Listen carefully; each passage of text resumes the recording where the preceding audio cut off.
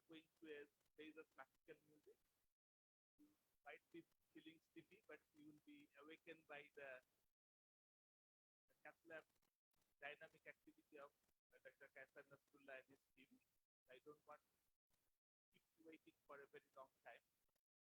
And you all know that due to the introduction of effective pharmacotherapy and intervention, a lot of patients survive their acute phase of cardiac event, but in the long run, they tend to suffer some problems. One of them is the heart failure with reduced ejection fraction. So their number is increasing day by day. As the technology evolves, still their number is not reduced. You all know the definition of the heart failure. It's a complex clinical syndrome, the inability of the heart to perform the circulatory function to the desired efficiency due to structural and functional alteration. This is a very traditional classification. On the left-hand side, we are seeing the three groups. When the ejection fraction is less than 40%, heart failure with reduced ejection fraction, it is usually more than 50%. Heart failure with reserved ejection fraction, and the intermediate zone is the frequent ejection fraction. And of course, according to the clinical code, there is chronic heart failure and acute heart failure, and based according to the symptoms, NYHA class 1, 2, 3, and 4. This is very traditional one. We all know that. There are some other classifications as well. There is stable heart failure, decompensated heart failure, knee-onset heart failure, and advanced heart failure.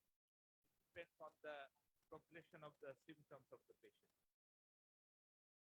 We are aware of the epidemiology, and there are about 40 million heart failure prevalence in this world, and by the year 2030, it will increase about 25%. And it increases with age, and it's particularly affecting the male, and the mortality rate is quite significant. It is about 50% in 5 years, which is worse than many common cancers like breast, bowel, and prostate. What are the risk factors of heart failure? These are the common risk factors. What are the symptoms?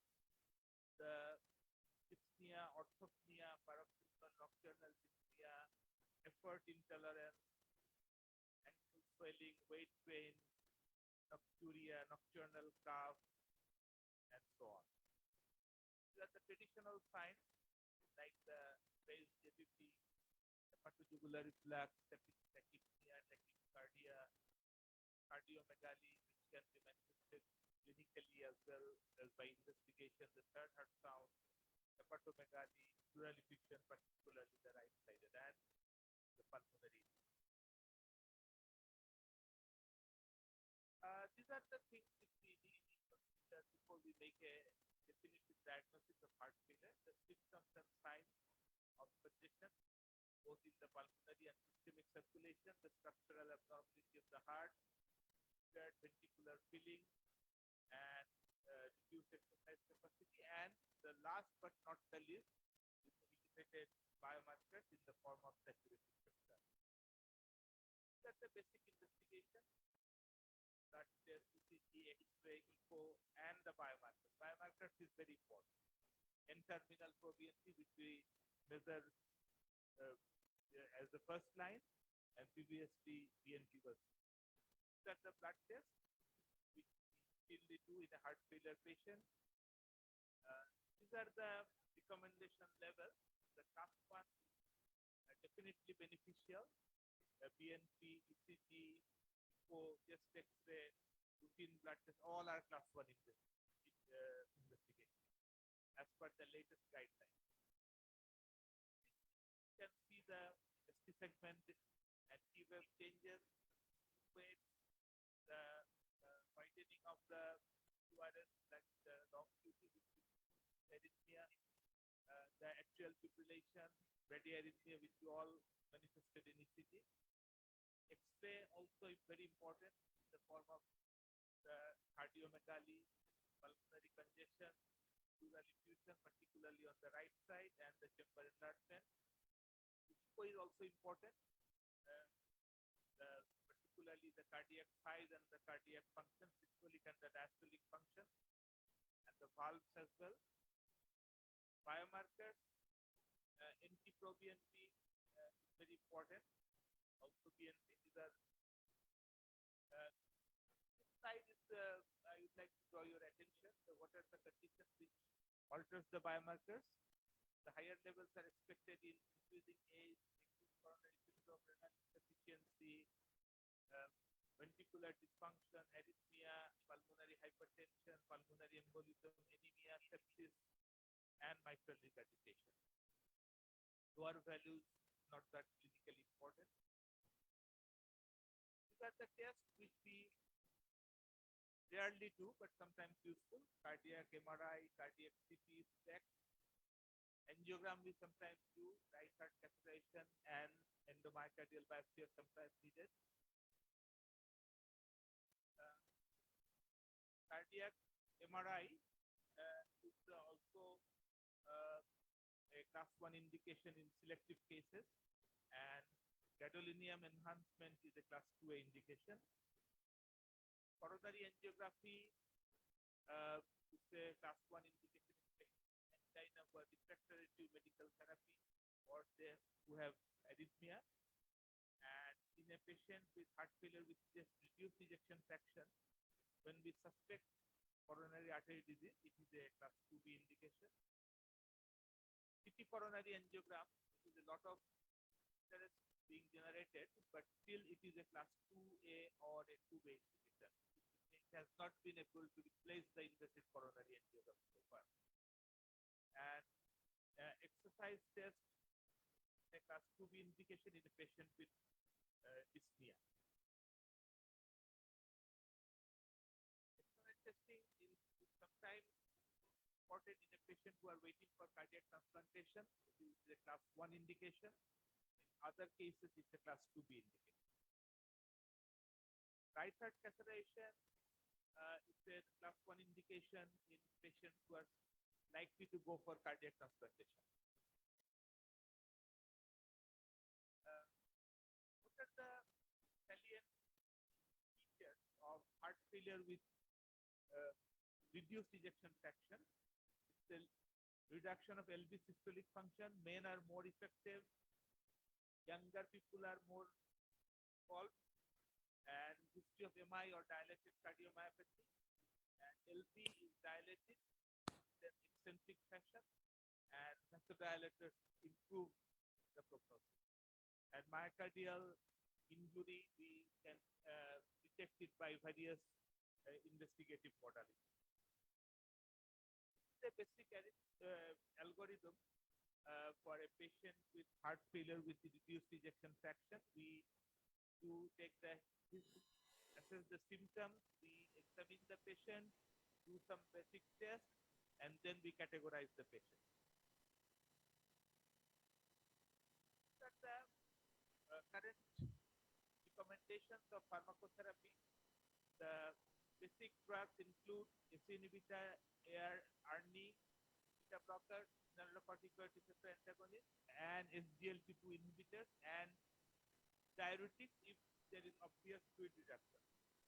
If it is the ejection fraction is less than 35 and the QRS is less than 130, patient can be considered for ICD, and the patient, if they are more than 130 millisecond QRS, they can be considered for the cardiac synchronization therapy, CRT, and if it is more than 35%, and in this group of patients, the medical therapy is considered. These are the class of drugs which are recommended: ACE inhibitors, beta blockers, mineralocorticoid corticosteroid receptor antagonist, SGLT2 inhibitor, sacubitril and valsartan, all are class 1 indication as per the current guidelines.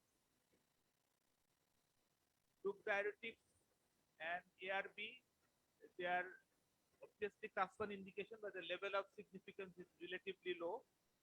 And the ARB and SC inhibitor are compared in many studies, but most of the studies recommend the SC inhibitors over the ARB. This is the pure heart rate reducing agent, ivabradine. This is a condition where there is inappropriate sinus tachycardia. These are class 2A indication, not class 1. Class 1 is a beta blocker. If we cannot use beta blocker due to low heart rate, low blood pressure, or a bronchospasm, in those cases we can consider ivabradine. And there is another drug, is the cyclic GMP agonist, vericiguat. It is a class 2B indication. Hydrolazine and nitrates are class 2A and 2B indication. Nitrates don't have a prognostic value. They don't improve the prognosis, just they provide symptomatic benefits. Picoxin is been traditionally used, and it is a class 2B indication, useful only in cases of atrial fibrillation, not in situs rhythm. This is a summary of the modalities of therapy. The mortality benefits are provided by SC inhibitor, ARB, beta blocker, mineralocorticoid receptor antagonist, and SGLT2 inhibitors. And if there is a volume overload, we can consider the diuretics. If the ECG is of LBB pattern with more than 150 milliseconds, the CRT is indicated. And if it is if there is the QRS is less than that, the patient can be considered for ICD therapy. And in cases of atrial fibrillation, the anticoagulation by mainly the NOACs are used. And if there is a valvular anticoagulation, we can use the warfarin as well. And in cases of the structural heart disease like aortic stenosis, aortic valve replacement, or TAVI, mitral regurgitation can be amenable to repair or mitral clip therapy. And the ivabradine and hydrolazine are used as a second line agent. And these are the patients who are not improved by the conventional therapy. They can be considered for cardiac transplantation or put on a ventricular assist device as a bridge to transplantation. And the exercise rehabilitation is important in all group of patients. ICD is for secondary prevention. It's a class 1A indication, particularly the patients with reduced QRS duration. This is a ICD indication. I don't want to go into detail. CRT, it is a class 1 indication, 1A indication in cases of wide QRS, but in other cases, it is a class 2A or class 2B indication. Myocardial revascularization is an important issue when there is an obstructive coronary artery disease, and it is delivered by either CABG or PTCA. In heart failure cases, most of the revascularization are class 2A indication. And in valvular heart disease, aortic stenosis, aortic valve replacement, and TAVI are class 1 indication. And in cases of mitral regurgitation, mitral valve repair, or mitral clip is a class 2A indication. Mitral clip is a class 2B indication, and surgical mitral valve repair is a class 2A indication. Anemia is very important. Correction of anemia, the transferrin saturation should be kept above 20. And if the ferritin level is less than 100, it is a very strong indication. And if the ferritin level is intermediate level, we can, as an additional evidence, we can use the transferrin saturation. And the diabetes we all know that in cases of heart failure, the SGLT2 inhibitors, they improve the prognosis, and it is being advocated for use in non-diabetics as well. And these are the SGLT2 inhibitors. They are class 1 indication. So thank you very much. These are the latest guidelines. Uh, and uh, and I think it is very difficult to treat the heart failure patient, but it is necessary for us to stick to the guidelines and treat the patient as rationally as possible. And we should not forget about the non-pharmacological treatments like the fluid restriction, water restriction, avoidance of NSAIDs, and those the aggravating factors for heart failure. We need to address those as well. Thank you very much.